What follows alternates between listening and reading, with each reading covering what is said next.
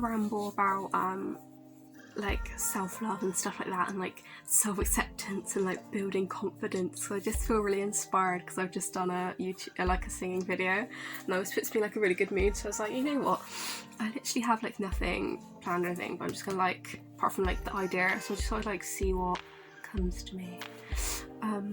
Anyway, so yeah, so self-acceptance, I feel like this is like a really big thing, like as you're growing up. It's obviously like always like evolving and changing, but it's been like a really, like, I want to say like trendy thing where people are just always on about self-love, and you know, like kind of ties in with the whole like overcoming adversity thing. There's been a lot of talk around like narcissism and like narcissistic abuse, and how like you should love yourself to sort of avoid getting so, like, potentially preventing putting yourself in a certain situation, which I don't know, that's kind of a loose way of looking at it. But self-love is like really important in like, it's not taught in schools. Like, this is the issue that I have, it's not taught in schools, and I understand why in a way, because you're not putting too much pressure on children. But if you look at the issues that children have, like from my experience when I was at school, I've already been open on my YouTube channel about, oh, I really want to put my hair up, I'll show my hairy armpits. Self-love, love your hairy armpits. So I've already been really open in my other videos about my struggles with bullying and my skin during school and stuff. But I just remember being in school, and there were so many people with almost undiagnosed issues, and not that they needed a diagnosis because they grew out of them, or you know, grew to learn to deal with it better. Obviously that's kind of like the idea of mental health, isn't it? I'm not saying like lots of therapy and medications aren't involved for some people, including myself, in the past. Hopefully I'm over this now. I'll go into that in a later video.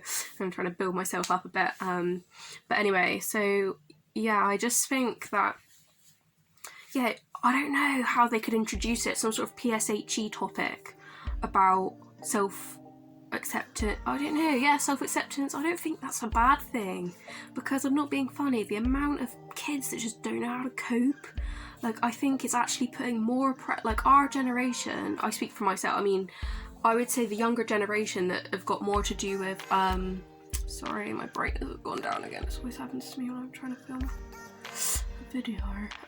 That's fun, isn't it? Right, so yeah, basically, I just feel like as a generation, I feel like we're much better informed than potentially older generations because of the internet. And I don't, maybe in the past generations it was not as, I don't know, I can't speak for that, but even in my lifetime, people don't change really whatever generation you're in. We've gone through an astrological change, I digress. So anyway, I just think that having the knowledge of different, you know, things like self-acceptance, confidence, overcoming adversity, you just won't like get negatives from that. Like, keeping people informed and giving them tips, because I'm not being funny, if kids can't cope with certain things, they'll, you know, I'm not a child psychologist, but I'm sure there's other ways that people act out or bottle things up, and really our knowledge at the moment tells us that we shouldn't be bottling things up, and we should be exposing, you know, the issues that we have within us, you know.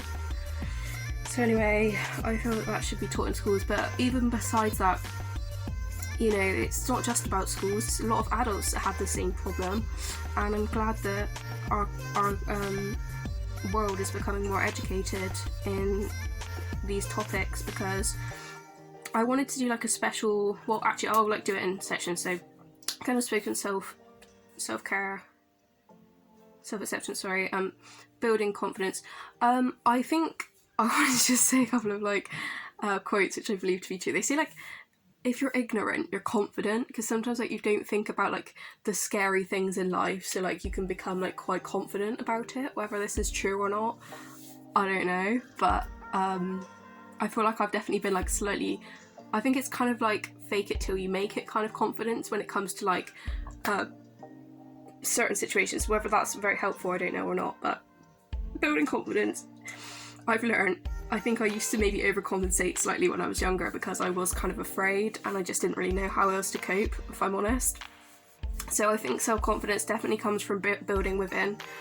So I've just completely contradicted myself on that. So yeah, it's definitely from building within, like healing yourself from emotional crap, traumas, stress, and just like building your self-worth from inside and like seeing what parts of you, like learning about yourself.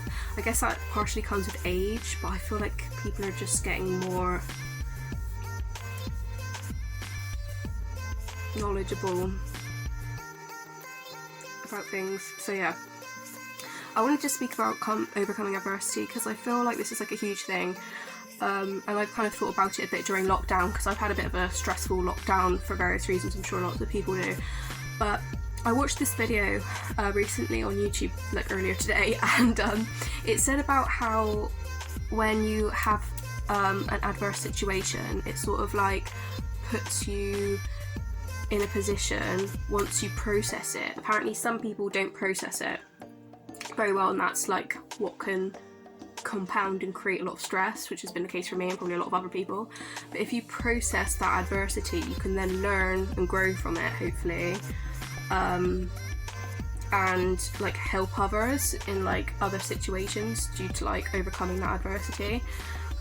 Because like I think it's good how we all try and like, you know, avoid stress in our lives as much as possible, which is something different, but obviously trying to avoid adversity. But unfortunately it's always going to be there. There's always going to be differences of opinion and differences of cultures and everything that just sort of like, you know, clash for whatever reason. Obviously it's not always going to create a huge fist argument. Sometimes it does. I've seen it in pubs, haven't we all? But I just think overcoming adversity it can help you see something in another person's shoes.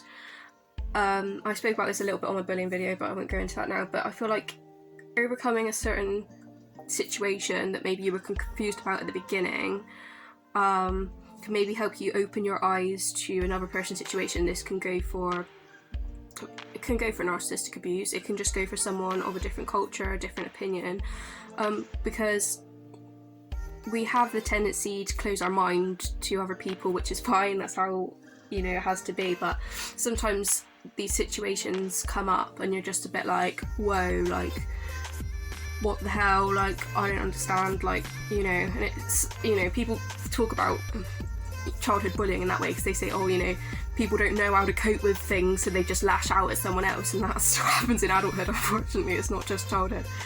But I just think I just want to share a message that I heard today, which was that overcoming adversity is literally such a helpful thing to strive towards, and also might give you a different perspective, and it will give me a different perspective at the moment on, you know, arguments or stressful situations that I have in my own life, because I kind of had that sense of that anyway, because I have that sort of like everything's got to happen for a reason type of mantra, which I've kind of adopted over the last few years. But it just makes you think as well, like, well, this not only is going to help me build to a, you know, later things in my life, but also it will give me skills and even hope for someone else that I can then transfer that hope even, or even not even skills, and just help someone else by the adversity. Because sometimes, even if it's just the understanding of where someone else has been, because in the old video that I watched that was focusing on overcoming adversity, it was about mental health that he was talking about, and he just said about how people that have mental health issues can empathise with each other, and that's like what he called a superpower of people with mental health issues, that they can empathise.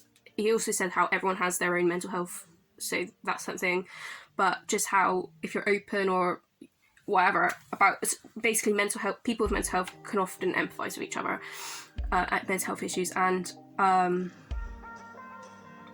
sometimes just the understanding or empathy or something, or the acknowledgement, shall I say, of being where you are, say if that's in a family environment that can be violent or abusive, or, you know, drug addiction. Even if you have, he said, if you haven't experienced these things, that's still, like, you can still empathize or understand or sit with someone that has had that experience, because he said how doctors and support workers, I've been a support worker for some things, but that you don't always, you know, like, have to be in that boat necessarily to empathize with someone else and have that understanding, or just accept their situation, because a lot of times people put themselves in these bad mental places. At times even it can be catastrophized, if you want, or made bigger in their own mind, that they're on their own. Especially I've heard when it comes to depression. I haven't had a huge experience with that. I mean, I did a while ago, but not for a good while. Luckily I haven't been in that space for a good 10 years or something now, less, over 10 years. Not really bad anyway, just of God, I've literally lost my track now, sorry. So yeah, just, it's because I'm on a ramble, I'm digressing. So just holding with someone else's position can really just bring someone a lot of comfort if they don't feel that they're understood, because sometimes people have all these symptoms, even if they're open. I've known people that are open about the fact they're struggling with depression or something, but they just don't want to, they try and hide it basically, and as much as that might be a coping strategy for them, sometimes just understanding where they are in their life and mental health, and just accepting, just saying that's how it is, and just bringing that to someone can be so helpful. Because I've known from my own personal experience that when you're not understood or you're invalidated for an experience, it can be really damaging, really damaging, because that goes into something else. But when it comes to narcissistic abuse, you can stop trusting yourself and things like that, so that can be really damaging. But yeah, I've kind of rambled enough, I feel like, on this video, and it's digressed into many different topics. But anyway, that was kind of the idea. I'm glad how I've managed to get some chit chat out of myself, because I've been alone today and I feel a bit lonely, so let's put a video on YouTube, why not? But anyway, thank you for listening, and I shall see you soon.